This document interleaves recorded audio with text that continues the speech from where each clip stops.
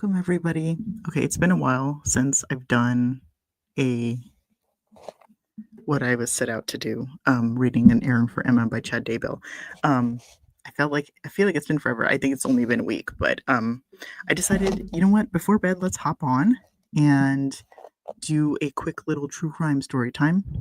Because what can help you fall asleep more than reading a book from the most riveting, exciting author? Um, that's a joke, obviously. So if you don't know, first of all, hi, welcome. Hey, what's up? Hello. My name is Thalia. It's like Dahlia, but pronounced with a TH. And this is The Deep Dive. The Deep Dive is a channel where we are deep diving into true crime and other topics, mundane, exciting, weird, macabre, just basically like all the things my brain um, is interested in. I don't know. That's like the dumbest thing I've ever said. But yeah, so today we are deep diving into An Errand for Emma. It's Chad Daybell's first book in the Emma trilogy. I believe his first book ever. Don't hold me on that. And before we start, I wanted to do just a quick disclaimer. I am not doing this.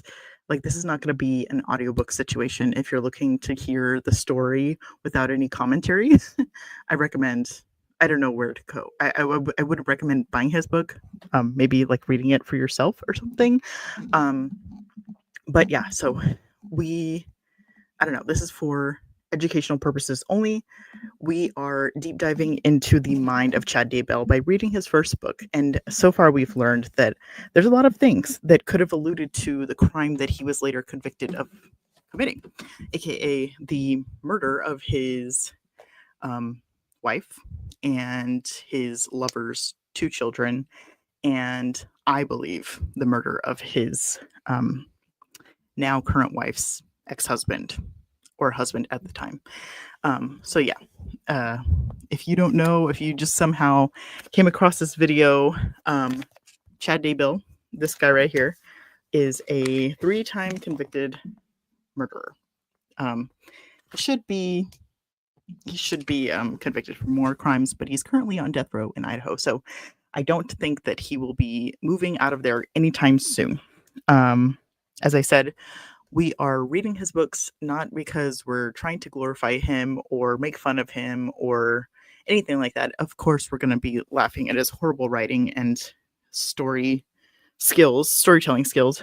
But we're mainly doing it because I feel like there's a lot of signs that, a lot of people, like I said, in this whole saga, I feel like a lot of the emphasis has been on Lori, and I understand that like she's had more trials than Chad has, and she's the loudest of the bunch. And while I do think that Lori is equally as responsible as Chad, I do think that we need to give Chad more recognition for the crimes he's committed. Not like in the way of like, here's a trophy, congratulations, more like yeah, let's not have you get away with that. We're not going to let him fade out into the distance. I know a lot of people, especially victims, don't understand why people still talk about these crimes after they're done. And I get it. Like if I don't know if I were ever a victim of something related to a victim, I don't know how I would react. So that, that is valid.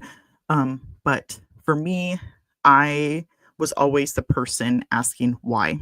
I do that all the time. I want to know all the fine details, even the ones that might not seem as significant. So that's why I'm diving into this.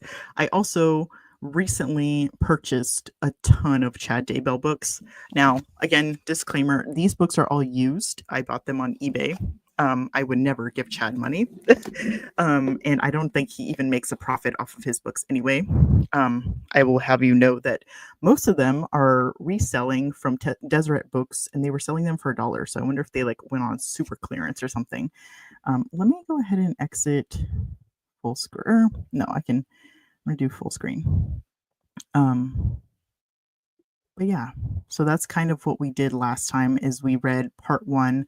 So just a little bit of a recap because I did talk a lot. So not much has gone on. I think we've only gone 4 chapters. We are, yeah, we're, no, actually 5. Okay, we're on chapter 6 now. So here's what happened. We have Emma. Emma is a girl who is about to enter college. She doesn't feel like her life is going anywhere. She's not married yet. She is part of the, like I said, this is an LDS based book, so she's not married yet. She is looking for her Mr. Right, but she is kind of living in the shadows of her brother Doug. Now, their last name is Dalton. If you think about it, Dalton Daybell, not too far. You'll also realize that Chad's actual daughter, his first daughter, is named Emma. Now, it's kind of weird because he does name people after his real family members, but the characters, especially the main character, I feel like is a representation of himself. So I'm not sure what to think about his first ever representation of himself in a book being a like teenage girl, because the person I believe is 19, Emma. So yeah, anyway, Emma is living in the shadows of her younger brother Dalton, and because he's a sports star, his nickname is Double D, for yeah, Doug Dalton. So one day she has a visiting teacher, which in the LDS church is somebody who comes to check up on your family. Their visiting teacher was their neighbor. I I want to say it was the name. I'm really bad at names, by the way. So, um, it was the name of another Daybell kid.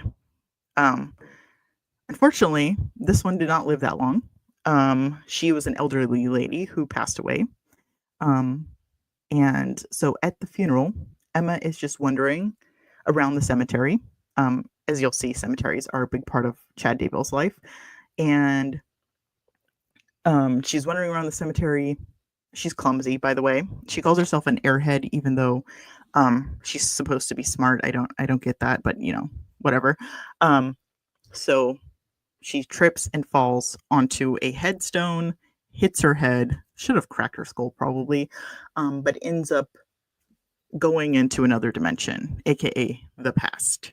And so now she finds herself in pioneering Springville, Utah. So Springville has not yet been colonized. I'm going to say colonized because, not really a word that I think about people moving into the West and, kicking indigenous people out of their land. But that's not what we're talking about right now. So yeah, so she ends up like, what do I do? Also too, there's a big part about her trying to find her family history.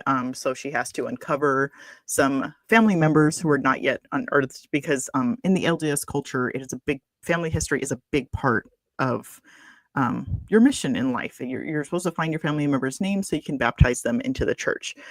So she's trying to look for these family members. She ends up being in Pioneering Times, Utah, somehow realizes that in like a paragraph, and then sees a wagon into the distance. And what does she do? The same thing everybody would do. She jumps in front of it, of course, because what could be more, what could say rescue me more than jumping in front of a few running horses pulling a carriage? Luckily, she lives, and the person, not fazed by the fact that she's wearing overalls and sandals in the pioneering times, is like, okay, who are you? And then, he introduces her. Come to find out, the person is none other than Brigham Young himself. Brigham Young is basically like the second head honcho of the LDS church. And he was a key figure in the pioneering of, Utah and the other LDS like states. So yeah, we have a Brigham Young cameo, I think in chapter 2, I want to say. And now she's gone to the different towns. I think they went to actual Springville. Somehow Brigham Young finds out that she's from the past or from the future, sorry, doesn't freak out, doesn't burn her at the stake, and somehow, realizes that she has a mission to uphold. Her mission is to find her other family members in other neighboring towns. So she meets up with a woman, I believe, named Linda. Brigham basically just says, you have to help her out. Screw your crops, and yeah, help her get to the next part of her mission. So, um, yeah, that's where we're at now. Like I said, I didn't really expect Chad's his first book to be a time traveling, pioneering book. Also, a note. This is just something weird. The book is like completely falling apart. Every page I've read so far has fallen out. So yeah, if I show you like a bunch of random pages, that's what it is. But you know what? Let's go ahead and I've been talking for 10 minutes. Let's go ahead and start reading. Like I said, this is going to be a shorter one than last time. So we're going to try to get as far as we can as possible. I don't know. I felt like maybe I should do what I was set out to do, like I said. So we're chapter 6. Okay. So before I begin, so she said goodbye to Brigham Young. So inspiring. And she goes with a woman named, I believe her last name is Dalton. Not Dalton, sorry, Johnson. So here's how chapter 6 starts. The Johnson boys were waiting for me along Center Street, and I waved to catch their attention. I had met 18-year-old Will and 8-year-old Moses that morning, and they would be good company. I've been surprised to learn Moses was only 8 because he handled himself like a small adult. But as sons of Bishop Johnson, they were accustomed to being asked to fulfill heavy tasks with little notice. A little foreshadowing, and I know that I'm commentating on the first paragraph. You'll notice that in Chad's books, and I've only learned this because I've watched Wordwise's commentary on Chad's books. Chad does not know how to characterize children. I genuinely believe that he doesn't understand that children are people with like personalities that are not like adults. And like I said, considering the crime that he is convicted of, it's just a very curious thing. I honestly don't like. There's a lot of times in this book where I feel like Chad doesn't understand people in general, but more so children. So you will see a ongoing theme of having children seem more like adults, which is a little bit, like I said, a little bit alarming considering what he was convicted of. And let me sit back. I did my intro, and I'm sorry if my camera moves. I'm like one of those people that like has to cross my legs, and I'm trying not to because then I like move the camera. So Rachel gave us sandwiches. Oh, so it was Rachel. Okay, Rachel's the lady who helped her. Rachel gave us sandwiches and loaded our supply bags. Then we were off. We rode one horse and carried our supplies while I rode behind Moses on the other horse. Will said that even at a steady trot, we wouldn't make it to Heber by sundown. So we camped overnight in Provo Canyon. We soon left Provo behind, except for an occasional farmhouse. And after half an hour, I pointed to a plateau at the east of us. Moses, don't you think that would be a great place for a college? Okay. Um, no place is a good place for school, he said in disgust. Well, I bet someday the church will build a big school there with a wonderful temple up on the hill. Okay, Emma over here, like, she already knows what's going on. She already knows where the temple's going to be. She's just showing off at this point. Nah, they'll never do that, he said with a laugh. It's too far from town. I smiled and kept quiet about the future, as Brigham had requested, but it would have been fun to fill this young boy's mind with ideas and inventions he never imagined. Instead, I steered our conversation to the scenery and the chores he did each day. We soon entered Provo Canyon, and I was thankful a series of bridges had recently been built across the Provo River, so we were able to stay out of the water. I noticed Will always stayed several yards ahead of us and rarely looked back. Is Will always this serious? I asked. Don't you know why Will is guiding us rather than one of my other brothers? No, I hadn't even thought about it. It's because he's already asked for someone's hand in marriage. Papa knew he wouldn't try courting you. So the only reason why Will is along for the ride is because he was the only one his parents could trust not to make a move on her. Okay. What do you mean? All my brothers and their friends saw you riding with the prophet as you came into town, and they all said you were pretty. They wanted to meet you at last night's meeting, but you never showed up. He laughed and slapped his thigh. Those are some disappointed boys. When Papa overheard them talking about you, he knew Will and I were the only ones he could trust not to bother you. Will's girlfriend wasn't happy, but that's life. Another note, that's life. I don't think people have said that back in the pioneering days. And I'm using the word pioneering, even though I know what. Anyway, but yeah, that's strange. Also, like, just the fact that Emma was so attractive and beautiful that like none of the guys could keep their hands off of her and help her. Um, Also, am I a little bit blurry? I think when I sit back, I'm a little blurry. I think it's okay though. I don't know.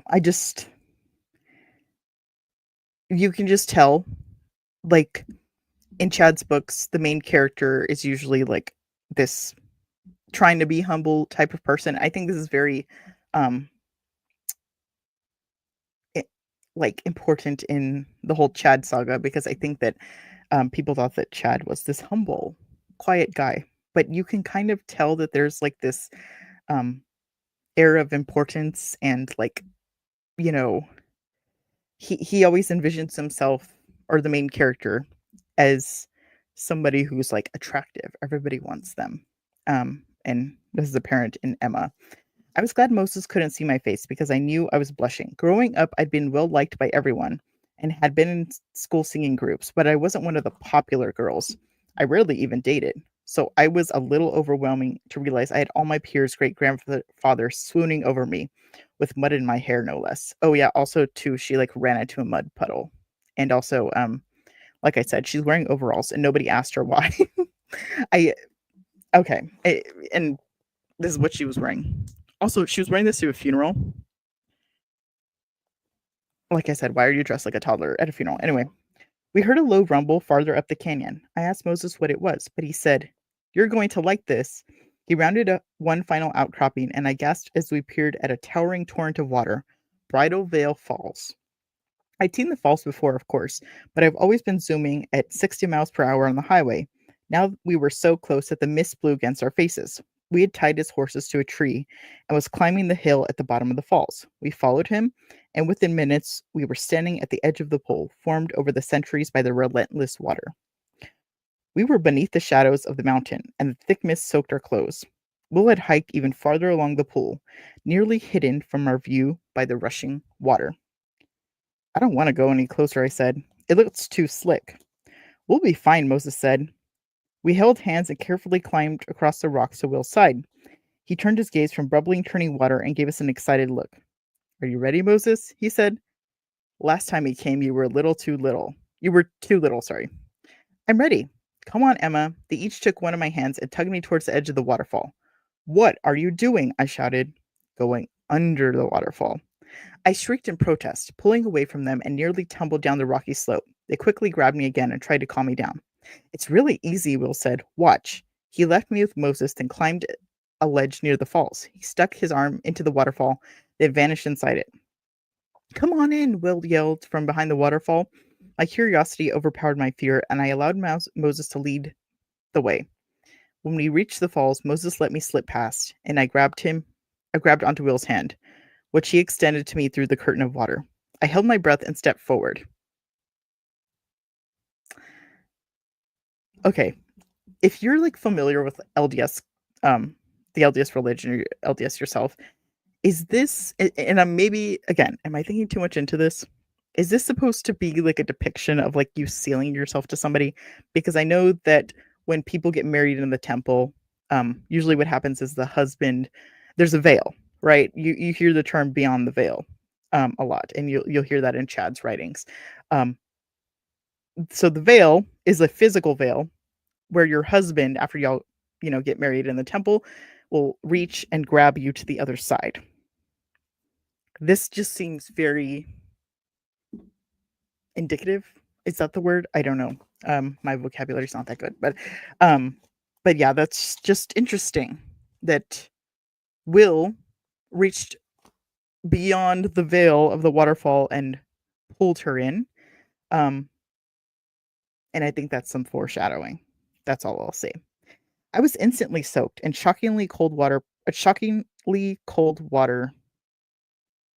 pummeled my head. Shocking cold water? I don't know. Then I was then I was through, with Moses right behind me. We found ourselves against a huge cliff with water cascading down just inches above our head. I extended my hand, letting the waterfall shoot through my fingers. What a great hideout, Moses said. It's so nice and cool in here, I said, as we gazed at the sunlit canyon through the shimmering waterfall. I don't want to go back into that heat. I'd love to stay all day, but we better get back to the trail, Will said. There's plenty of riding ahead of us. Let me wash out my hair, I said. I undid my ponytails and roughed my hair through my fingers, then stuck my head into the waterfall. The cold water numbed my head, but it was refreshing, especially since I knew I wouldn't be getting another shower for quite a while. Later that evening, Will chose a campsite along a small stream in a side canyon.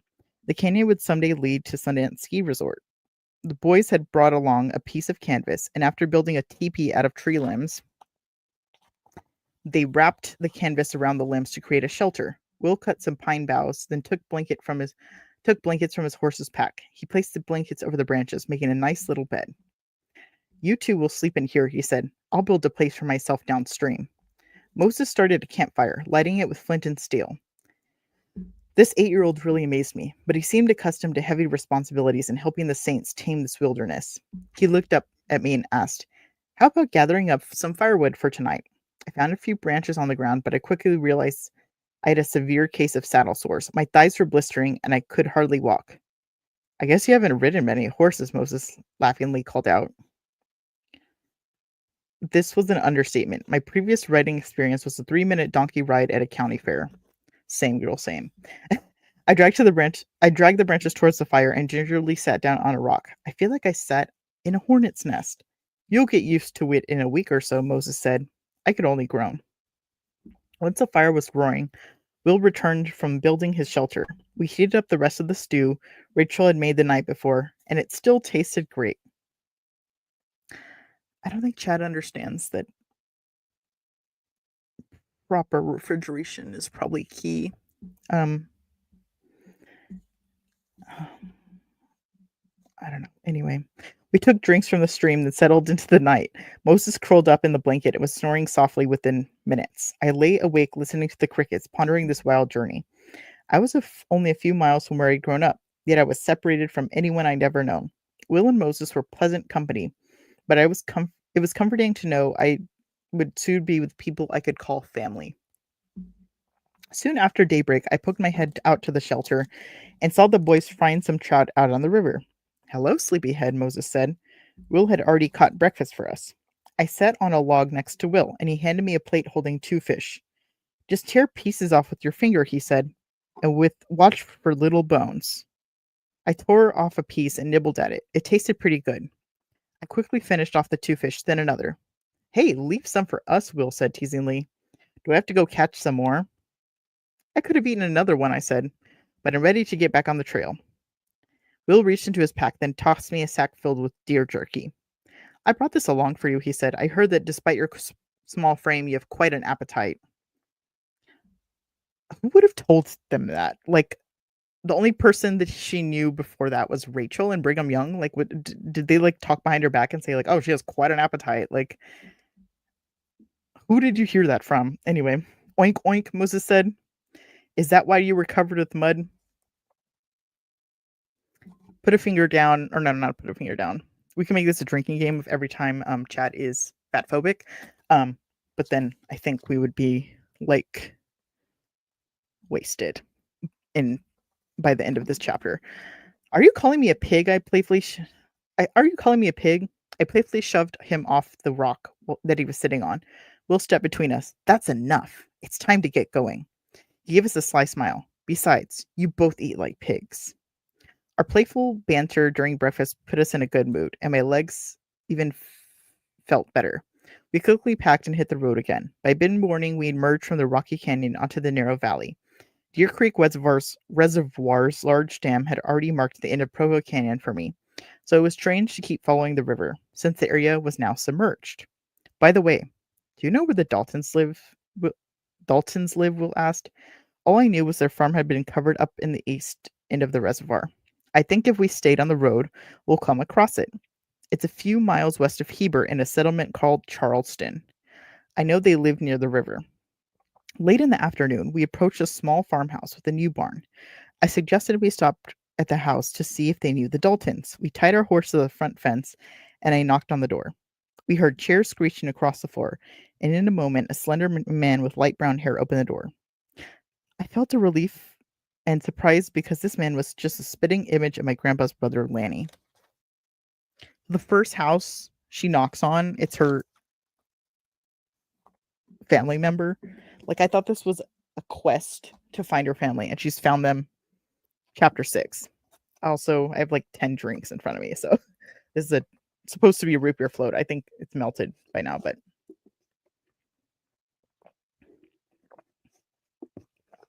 all right. Hello, we're looking for the Dalton farm, I said. This must be it. It sure is. Oh, sorry. This man has a British accent. I can't do it. Okay. It sure. Never mind. I'm not going to do it. Sorry. It sure is, the man said with a British accent. May I help you? I grabbed his hand, barely holding back tears. I am Emma Dalton, and I've traveled a very long way to find you. You're a relative, then, Finity, the man said. Come right in and make yourself comfortable. I'm Finity Dalton. So Finity was the person she was looking for, one of her ancestors. And she's found him already. And pieces of this book are falling out as we're talking. Great. Okay, I have like little pieces of book on me. This book is, yeah, a little worse for wear. Okay. Which is surprising because it didn't look very used. But I guess maybe the binding is bad. Anyway. We were warmly welcomed by Finity, his wife Mary, and their children. They invited us to eat dinner with them, and Will and Moses kept them entertained with stories from down in the valley. As we finished the meal, Will said, okay, so like they just were like, hey, come in. Like, that's kind of weird, but maybe that's how things were back then. Thank you for dinner, Sister Dalton. We hate to leave, but Moses and I really need to start back where there's still some sunlight. Dad wanted us back by tomorrow night. I protested, but they felt it was best. I walked out to the horses with them and thanked them for guiding me through the canyon. Maybe we'll see you again, Moses said. I hope so, but if not, whenever I see a waterfall, I'll think of you. They hopped onto the canyon and waved goodbye, then galloped down the canyon. Oh, they hopped onto their horses and waved goodbye, then galloped down the canyon, literally disappearing into the sunset. So yeah, that's chapter 6. I think now I'm curious as to what's going to happen in the rest of the book because I thought the whole point was to find her family. Is the rest of this just going to be family history work? I mean, obviously, there's 2 more books in this trilogy, so she's definitely going to somehow make it back to the past, or to the future. Sorry. Okay. I returned to the house and okay, this is chapter 7. I returned to the house and found that Finity had gone to the kitchen to help Mary clean up dinner. I grabbed a few cups off the table and took them to the big wash tub where they were cleaning the dishes. Mary, a heavy-set, dark-haired woman with brown eyes, gave me a kind smile. How was your trip, dear? She asked. That road could be rough sometimes. I'm a little sore, but that's to be expected. Finity motioned for me to sit on a small wooden barrel, then said, We're glad to hear more Daltons are arriving in the West. Where's the rest of your family? I came alone. I don't think you know my parents. They are Mark and Michelle. He thought for a moment, then shook his head. Their heads. No, we don't know them, Mary said. Were they from Lincolnshire? Their families were from England, but my parents have been living in the United States for most of their lives. How desperately I yearned to reveal my true identity, but I knew that wouldn't be wise, and I tried to contain my excitement. I was actually talking to my great-great-great-great-grandparents. I'd seen unsmiling black and white photos of both Finity and Mary, but these two were nothing like that. Here they were in living color, and Mary scrubbing grime out of a pot, Infinity drying off a plate. With Mary scrubbing grime out of a pot, Infinity drying off a plate. I knew their first 2 years in Zion had been very difficult, such as living in a muddy cave during their first winter, but they really didn't look any worse for the wear. They seemed happy with life, and they were very curious about this relative who dropped into their lives. So, how are we related? Finity asked. Also, I guess the United States would have already been a thing, like as in like the name of it. I like most Americans do not know much about American history, so I'm just gonna leave that there because my ignorance might be showing. Um, I'm a descendant of your grandfather Joseph Dalton, but since I've spent my whole life in America, I haven't met any of our relatives. That's a surprise, he said. I didn't know any of Grandpa Joe's kin had come to America. Mary placed the pot on the shelf, then came to my side. Then what brought you to the middle of nowhere? She asked. Are you a Latter-day Saint? Most certainly. That brought smiles from both of them. In fact, I have a letter from President Brigham Young addressed to you on my behalf. They exchanged startled looks, and Finity jumped up to receive the letter. I haven't read it yet, I said. So if you wouldn't mind, please read it to us. Finity opened the letter and glanced at it at first. He cleared his throat. Yes, it looks like something that concerns all of us. Then he read the following letter. Dear Finity, I sent you this letter as a brother in the Lord, and I hope all is well. I made the acquaintance of Miss Emma Dalton yesterday, and I spoke with her about a very important errand for the Lord that is required of her. The Lord desires that Emma travels to Denver and Colorado Territory to obtain some valuable information. I feel impressed that you or another family member must help Emma reach Denver, find the information she needs, then return again. I realize that it is harvest time and every able hand is needed, but Emma's mission is much greater importance. Yeah, okay, let me just like I know that y'all are gonna starve if y'all don't like get your crops harvested, but like Emma really needs to know about her family history. Like, okay. Um, but Emma's mission is much greater importance than that of wheat and corn, or I wouldn't ask such a thing of you. The Lord is pleased with you. Finity and I know you will honor this call from the Lord. Your brother in gospel, President Brigham Young. The room was silent, and he concluded the letter. I think Finity and Mary were pondering how they would fulfill this call from the prophet, but in my mind, I kept hearing Brigham's word. Emma's mission is of much greater importance than that of wheat and corn. Like I said, that humbling self-importance again. Until this moment, the purpose of this strange adventure hadn't really sunk in, but now I felt called and empowered by the Lord, much like a full-time missionary does. I also knew I'd remain in the 1860s until I found the information I sought. Finity folded the letter and tapped it against his leg. He looked at Mary, who gave him a firm nod. Then he turned to me. Emma, this puts us in a bit of a bind, but we will do what the Lord's prophet has asked. Like I said, like I think it's more important to maybe survive, and harvest, but anything for the Lord, I guess. I can take care of the farm while you go, Mary said. I know, and you'd be fine, but we've got a big crop this year, Finity said. I need to stay to oversee the harvest, but this errand in Denver can't be put off until after the harvest because the winter storms in the mountain would be so deadly. Finity paused, pondering the situation. He reopened the letter. The prophet does say another family member could go. Send George, Mary said. He could do it. But he's just a boy. Don't forget he's 16 now, Mary said. Besides, he knows the way to Fort Bridger. We need him here, and it would break my heart if something happened to him, but the Lord needs him too. There's that whole, like, I would miss that person, but, like, the Lord's work is a more important thing. I feel like it would be, like, more wise to, like, send maybe the older guy. I don't know how much older he is. And then, like, keep the 16-year-old here to help harvest the crops, but what do I know? I sat silently listening to them work it out. I hadn't realized that what such a trip would require. Wow, that was like tongue twister. My father and his brothers once went to Colorado Rockies baseball game in Denver, and they made the round trip in a little over 2 days.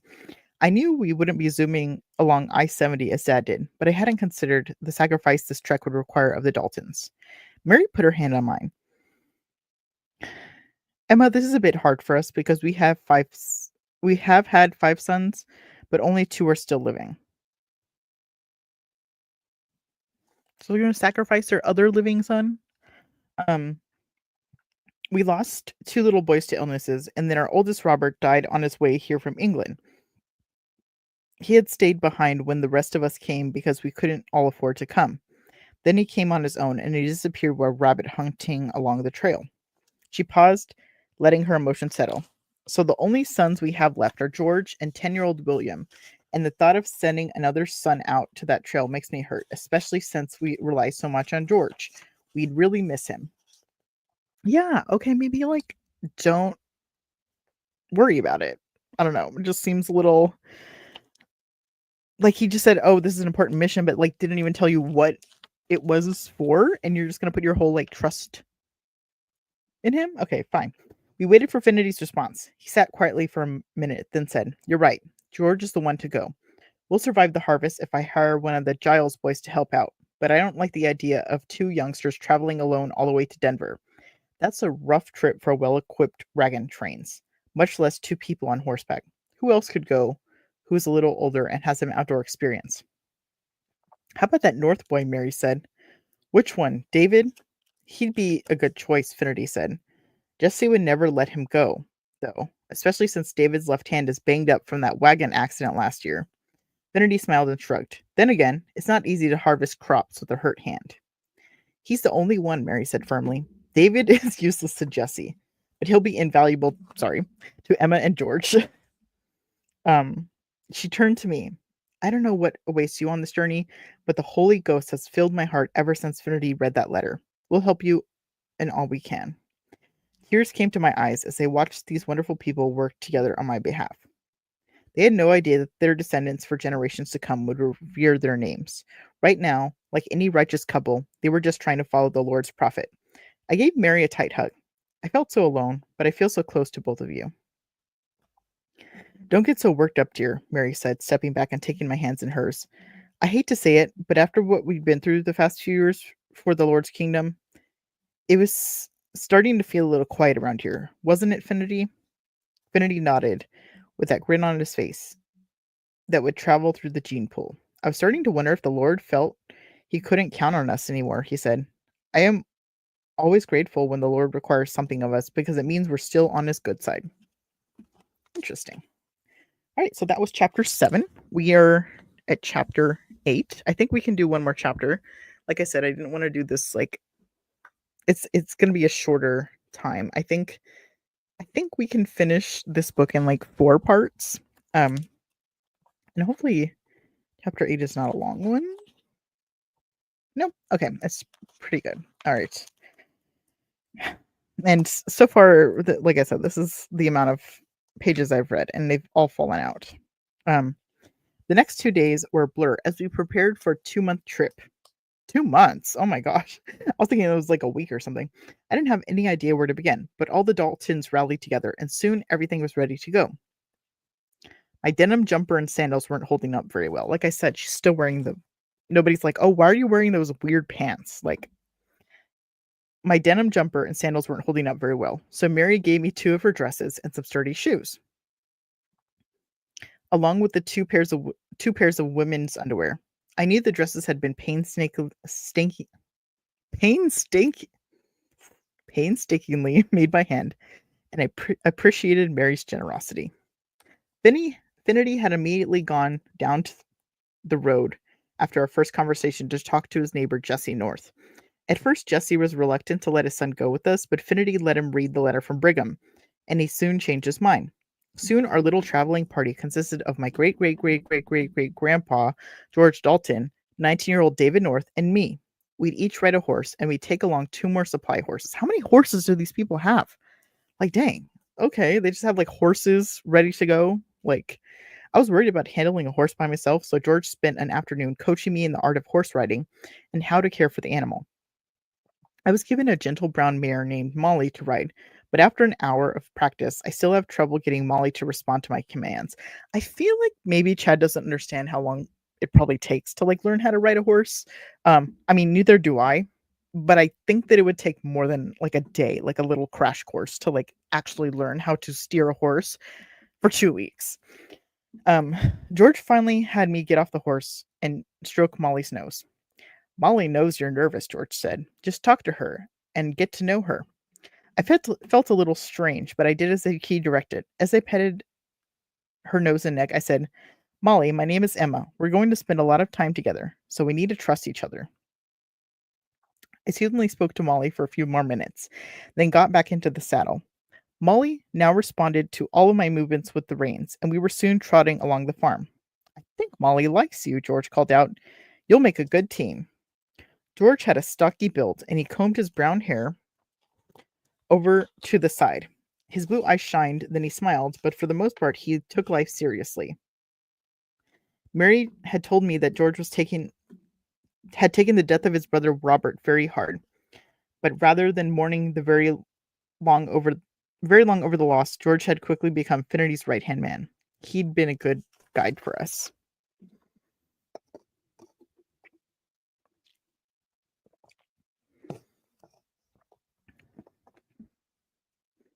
I do want to say there is kind of a little bit of Chadism showing, especially in the part of like, oh well, his brother just died and he was sad, but he quickly got over it because obviously he has some work to do, and I think we'll see that in we saw that in Lori's elocution statement in Idaho, where she talked about how um her dead children were happy, um and she always talks about how, or I think she told her sister Summer how, yeah, of course she would get married to Chad, like, a few weeks after her kids were dead in the ground. And she said, well, I have to on with my life. So there's this like underlying thing of, and I think it might be like related to like LDS culture. And okay, listen, I'm saying this, I'm not, okay, disclaimer, I'm not LDS. Um, I I don't claim to know everything about LDS culture. If I'm getting something wrong, or if you feel like maybe I'm misconstruing something and you're LDS yourself, feel free to correct me or state your opinion. One thing I will note is that I do have a degree in religious studies. It's very useless until now, because it's allowed me to look at different religions and cultures and just kind of see how they shape the world around us. So, and a main part of my history, or not history, sorry, a main part of my focus was interfaith dialogue. Um, and so I always look at things through the desire to learn, and I don't take that lightly. So whenever I'm talking about LDS, um, doctrine or culture, I'm taking this from people who either were LDS or are LDS, um, and I'm just kind of relating this to like why this thing is important in this book. I'm not an expert on LDS culture or the religion itself. So, like I said, I'm just stating what I learned. I understand, like all religions, that there's different viewpoints of the same thing.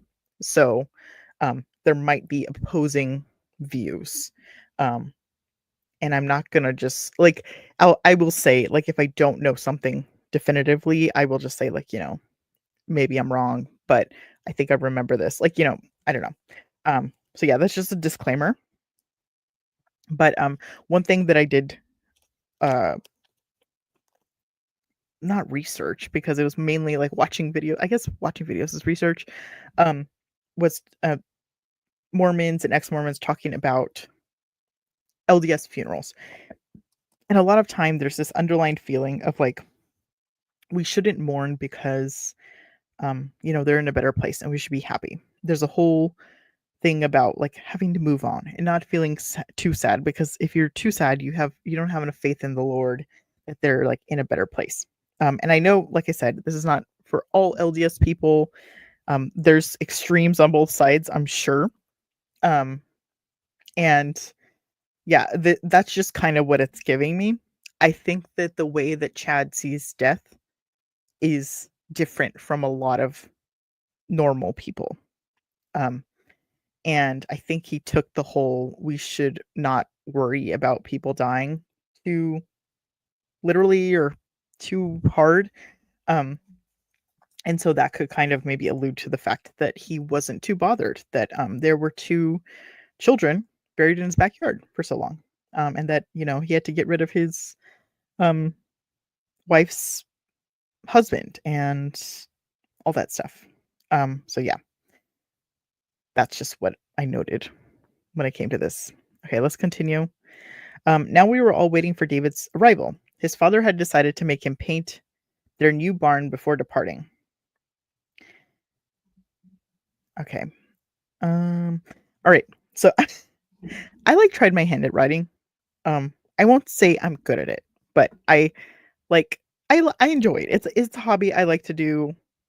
I haven't written in a long time, but I did use like it wasn't Grammarly. It was like some sort of like other like proofreading type of thing that would kind of like read your tone and be like, okay, you're doing this. Because my issue is that when I talk, and as you can see here, like I have ADHD, I go on tangents. I like my grammar, especially after like certain things happened, has kind of gone off the deep end. So um I rely a lot on like, proofreading and like people like giving me feedback.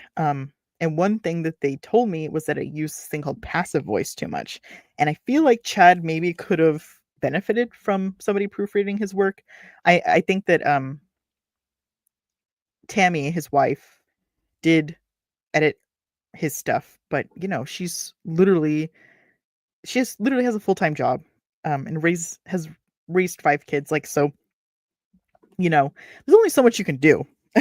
And I feel like Chad just uses this passive voice that's, like, a little bit confusing, and now I realize why when I was told that, like, I should stop using it, like, why. Because it's a little bit hard to follow. So, for instance, this sentence, "His father had decided to make him paint their new barn before he departed." It's just a very clunky sentence. And like I said, I'm not, like, a grammar, um, like, stickler for grammar, but it's just I don't know. I've noticed that there's a lot of had done this, had decided, when he could have just said, like, his father told him or his father decided to make him paint. Yeah, anyway, his father had decided to make him paint their new barn before he departed. That seems like a day-long project, but okay. David hadn't even come to the Daltons' farm yet. George had gone over to talk with him, and he said David was eager to go, especially since it would put a halt to his tedious one-handed painting job. The Daltons' only daughter, still at home, 12-year-old Elizabeth, had helped me pack my belongings, and we became friends. She was a bright, pretty girl, but she was also a tease. This girl is 12. I don't think either. I'm hoping that Chad doesn't understand what tease means, but who would describe a 12-year-old girl as a tease? Like, that's just very disturbing. Okay. So I never knew when to take her seriously. Okay, I think he doesn't understand what tease means because I think he meant like she's a jokester. Damn it. Okay. Anyway, for example, as we waited for David to arrive, he took me aside and gave me a warning. "I must tell you that David can be repulsive," she said in a low voice. "You might not be able to tolerate him. He smells like a skunk and has the face of a badger." As I gasped, she added, "He shuffles along like a bear, but you'll be riding on horses, so you won't have to worry about him keeping up." She patted my shoulder in sympathy, then entered the house to do her chores. What kind of creature had Finity saddled us with? Why would she believe a 12-year-old girl? But okay. Was David the only person he could find to help us? I fussed with the saddle buckets on one of the supply horses and kept grumbling to myself. Maybe David shouldn't go after all. Does it matter how ugly he looks? Like, okay, George and I could make it alone. A tap on my shoulder snapped me out of my mental whining. I turned around and gazed into the most gorgeous blue eyes I'd ever seen. I also noticed the tan, clean-shaven face, sandy brown hair, and strong shoulders that surrounded those eyes. Strong shoulders that surrounded those eyes.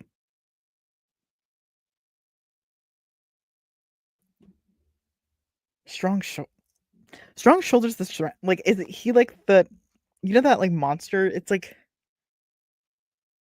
is he Mike Wazowski? Like, I don't understand. How can your shoulders surround your eyes? Anyway, hello, I stammered. May I help you?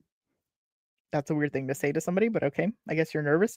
Could you show me which horse is mine? The man asked. What do you mean? Then I saw his bandaged left hand. Are you David North? Yes, and you must be Emma, he said graciously. I am happy to see you're more pleasant looking than that pitiful girl Elizabeth described when she visited me yesterday. Well, thank you. It's a pleasure to meet you too.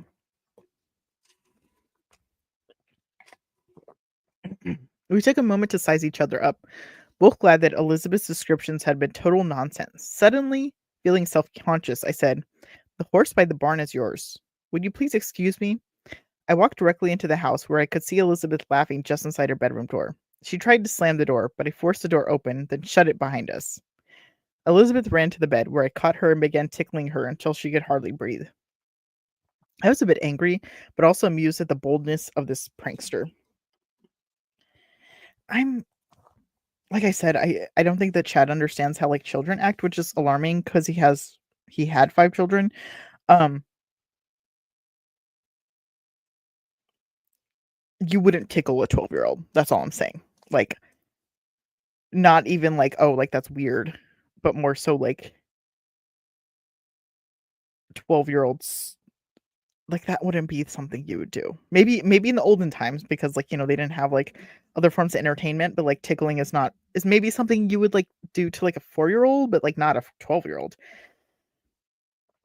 This was no badger's face I saw out there, Elizabeth. Why didn't you tell me he was so handsome? Because she's 12 years old, okay? Elizabeth pushed me away, then said, Weren't you less nervous waiting for a scary troll than you would have been waiting for the real David? I suppose, but why did you tell him I was ugly? She squirmed a little. I just wanted to make sure he's going on this trip for the right reasons, and not because he knows there's a pretty girl going with him. He passed the test. Doesn't he have a steady girlfriend? Not yet. There are a few girls interested in him, but the Norths have only been here since May. The family lived in Salt Lake before President Young asked him to come here, and it's taken a lot of time to get their their land cleared, sorry. So David hadn't had time for socializing. She paused, then slyly added, Besides, he's waiting for me. That's a little weird, but okay. I mean, I get it, little kids have crushes on older people, but okay. My jaw dropped. Elizabeth had a crush on David? I could understand why, but she seemed way too young to start thinking that way. Maybe her test of David wasn't benevolent after all. Yeah, because she's 12. She just has it's just a crush, okay? Don't be like treating her like she's, you know, competition or something. Why are you worried? I asked. I don't have any interest in David. She gave me a skeptical look, but I pushed on. He is just helping us on our trip. Besides, in my time, guys rarely gave me a second thought.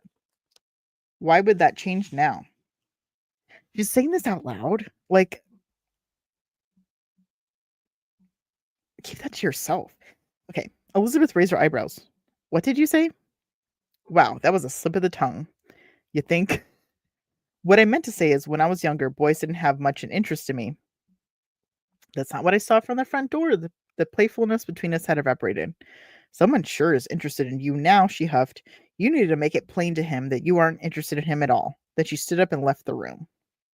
Now she's in a love triangle with a 12-year-old. Disturbing. She had a good point. I felt an immediate attraction between David and me. I felt queasy realizing I would be spending 2 straight months with this man. How many times would I make a klutz out of myself before he lost interest in me? Hold on. What was I thinking? This wasn't my appointed time on Earth. I'd surely return to modern times somehow. My mind just told me this journey's purpose was to gather genealogical information, but my heart was telling me otherwise. Oh, this could get messy. I forgot that the only reason she's there is to get like some information she could have found on Ancestry. But then I realized that Ancestry is probably not going to be invented for another like 10 years. So I see the maybe the more of a significance, I guess. Our journey to Denver began on a peaceful Monday morning in late July 1868. We passed through Heber, then followed a trail along the Provo River for several miles. Since we rode our own horses, we didn't do much talking during the day. George took our lead, with me in the middle and David following behind. Our two supply horses were tied by a long rope to David's saddle. I would glance back at David occasionally, but he acted as if I weren't even there. I was smitten by him, and it hurt to be ignored. Well, yeah, you just said that you weren't interested in him, but okay. As we sat at a camp that night, David finally warmed up to me. So, how did Elizabeth describe me to you? He said. Quite accurately, I said with a laugh. She said you smelled like a skunk and had the face of a badger, and you shuffle everywhere you go. Really? Yes, that's pretty close. George coughed up a piece of jerky, then laughingly spit it into the fire.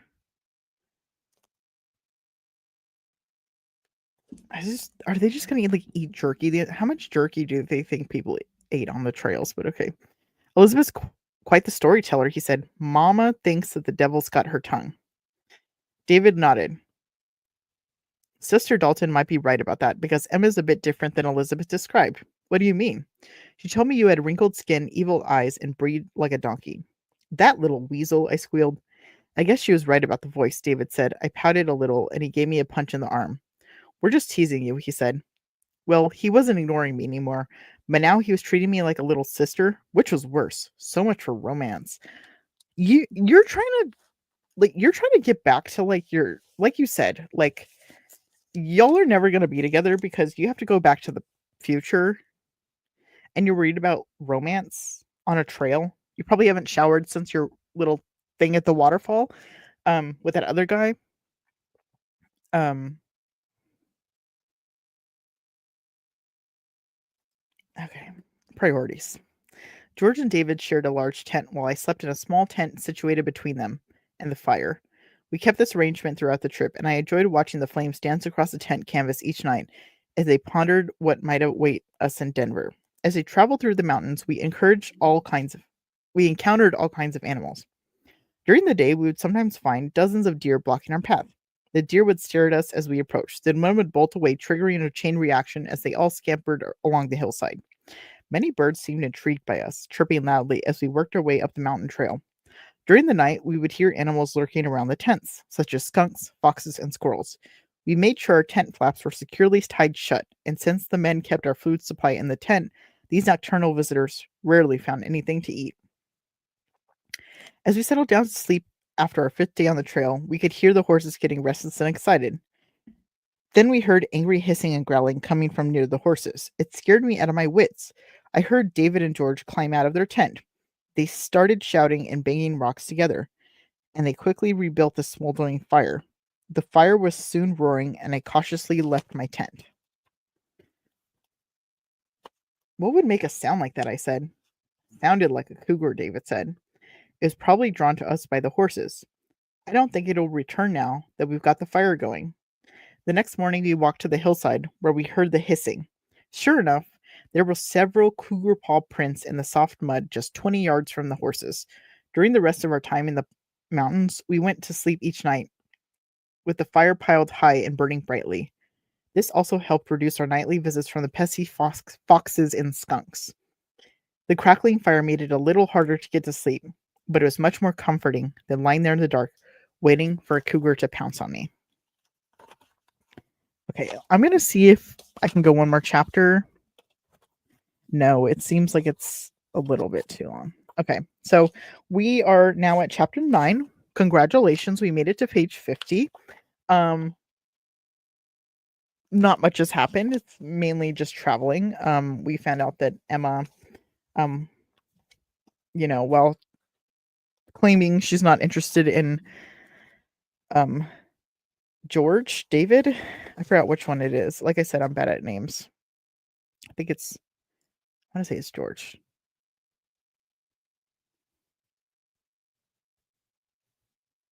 No, maybe it's David. Oh, it's David. Okay, so she has a crush on David. And while she claims that, she's never going to be with him, whatever, she's still, worried. Also, she's jealous of a 12-year-old who also has a crush on David. Cool. like I said, I don't think Chad knows how kids act, and I'm not surprised. Um, so yeah, we're gonna stop there. I know it was a little bit of a shorter story time, but an hour of Chad is an hour too many. So yeah, I think we're gonna sit there and ponder. Like I said, I think with the pace we're going, it's gonna take 2 more parts, depending on how long um we go. Um, and then there's the rest of the trilogy. I did get some more books from Chad's. Let me see if I can get them over here. Um, okay, sorry about that. I just had like stuff piled. Okay, so I got an One Foot in the Grave, which is Chad's first bio. And then like I said, I got a few that were like Times of Turmoil, Standing in Holy Places. This is the Celestial City. Now I'm very surprised. Where is it? Oh yeah, see, this was sold for $2.99 at Savers, but then it says Deseret Industries, which is the book company. Deseret Books is, I believe, the bookstore in Utah that sells like Mormon books. This is sold for $1, so I don't know if maybe there was like one of those like used book sales or something.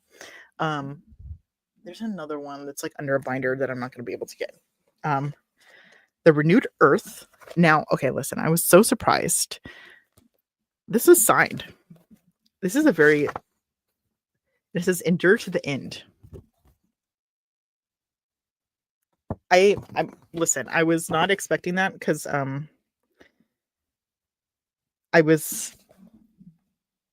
don't know. I saw that some people were selling his books like signed on eBay for a lot of money.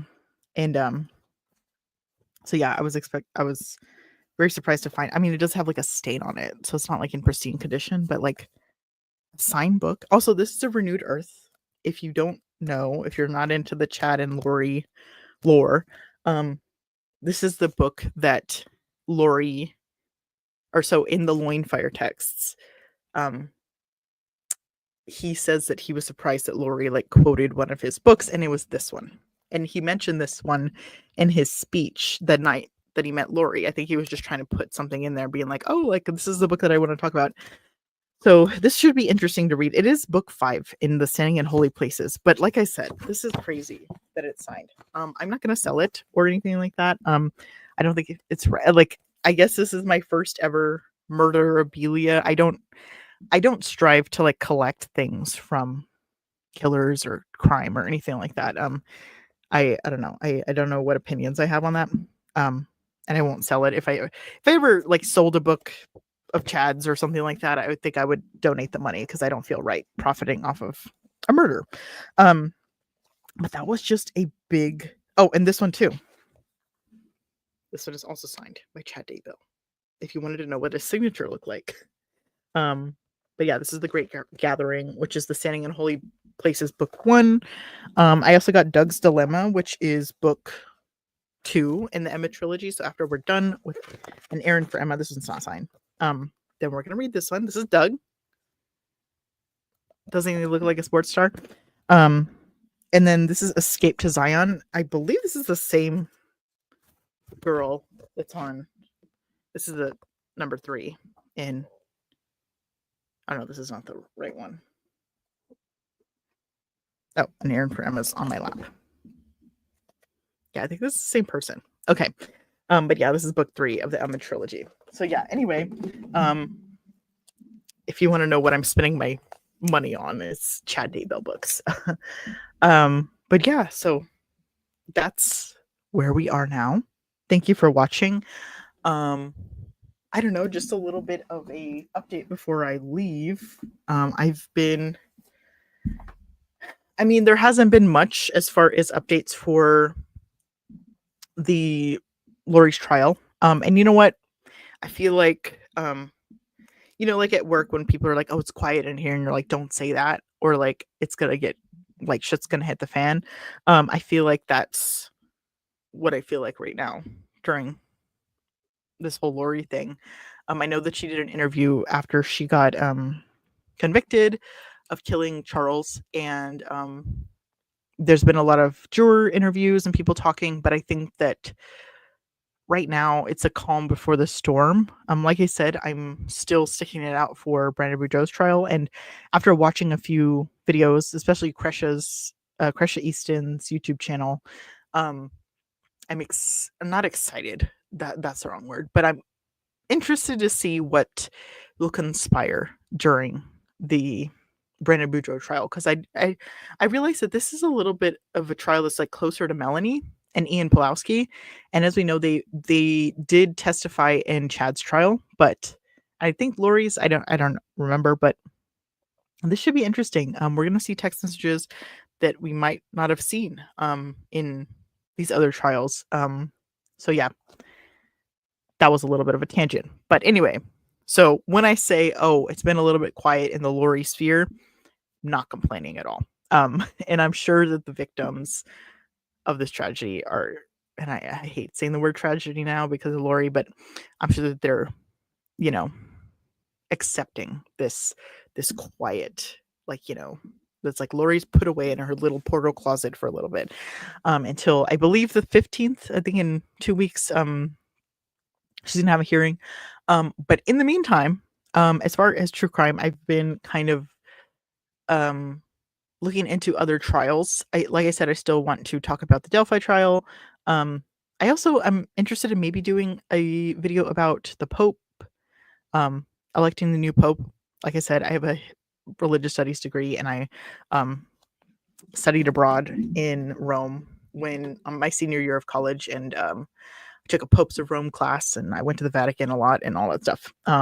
But yeah, I think it'd be interesting to talk about like who would be elected, not because I care or that it affects me. I was raised Catholic, but I don't practice anymore. But there's the Pope does have quite a say in especially like US politics, and I don't know.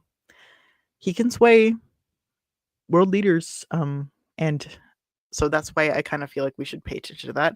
But yeah, that's just something that's a little bit like, when I say like we do the mundane, the macabre, the this, the that, that's why, this is not a specifically true crime channel. So maybe we'll talk about it. I don't know. I'm kind of like teetering on whether or not we'll do that. I also have been paying attention to the Robert Tellis trial, or the Robert Tejas trial. This one already happened. He was already convicted. He was already sentenced. But that one is very interesting. I've only ever seen like coverage of it on Hidden True Crime. And I know it was like, it was 8 months ago. So I feel like maybe that's like, around the time that the Chad trial was going on. Like, there's so many other Corey Richins. There's so many other trials that I know people were paying attention to.